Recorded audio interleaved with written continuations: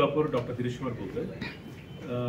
काल दुपारी 3:30 वाजता सुमारास राजारामपुरी पोलीस स्टेशनमध्ये सम्राटनगरला राजीव पाटील म्हणून एक इसमाची घरावर दोन अनोळखी माणूस 2 हेल्मेट घालून चाकू घेऊन आतमध्ये आलेले आहे. एक 80 वर्षाची इसम आतमध्ये होता. त्यांना घाबरून 2 तिजोरी आणि एक दागिन्याची बॉक्स चोरी केलेले आहे.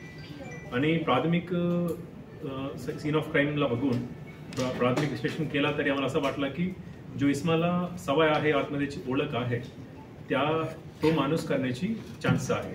तो म्हणून आम्ही प्रायमरी लीड्स डेव्हलप केलेले आहे.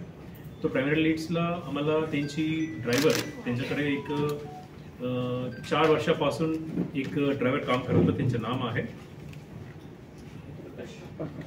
प्रकाश चौगले. तो आणि त्यांची मित्र अमित शिंदे दोघांची आम्ही प्राथमिक चौकशीमध्ये घेतलेलं आहे आणि प्राथमिक त्यांच्या विश्लेषण केलं. तो लीड्स डेव्हलप केला तरी आम्हाला आमची डाऊट थोडं स्ट्रॉंग झालं आहे आणि त्यांची लोकेशन घेतला तरी काल रात्री 1:30 वाजता तो गोकुळ शिरगाव हद्दीत लक्ष्मी टेकडी एरियामध्ये तो भेटला होता. तो जे कार तो वापरला होता वर्ना कार MH45 2200 तो कार भेटला होता आणि तो कारची बूटला त्यांची 2 हेल्मेट, एक चाकू आणि 2 तिजोरी आणि एक दागिन्याची बॉक्स भेटला होता.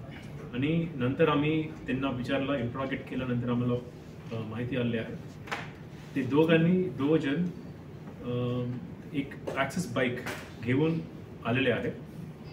घरासमोरला तो बाईक सोडला, आतमध्ये गेला, चोरी केला. एक 23 तुलेची दागिने चोरी केला 2 तिजोरीतून आणि बाहेर आला.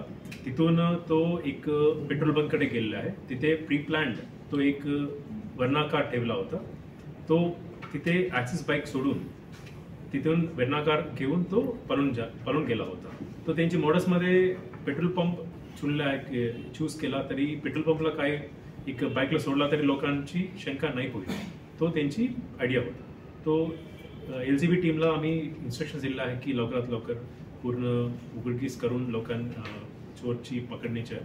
आणि रवींद्र कलमकर आणि त्यांची टीम छान काम केलेले आहे. विथिन 10 hours त्यांची पकडलं आहे त्यांना आणि पूर्ण रिकव्हरी केलेली आहे.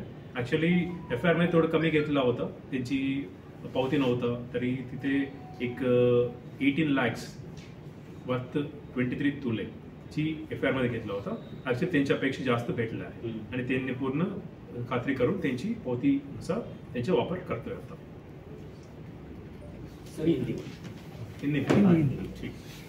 अशाच नवनवीन अपडेट्ससाठी डिजिटल कोल्हापूर चॅनेलला सबस्क्राईब करायला विसरू नका. आमच्या फेसबुक, इन्स्टालाही नक्की फॉलो करा.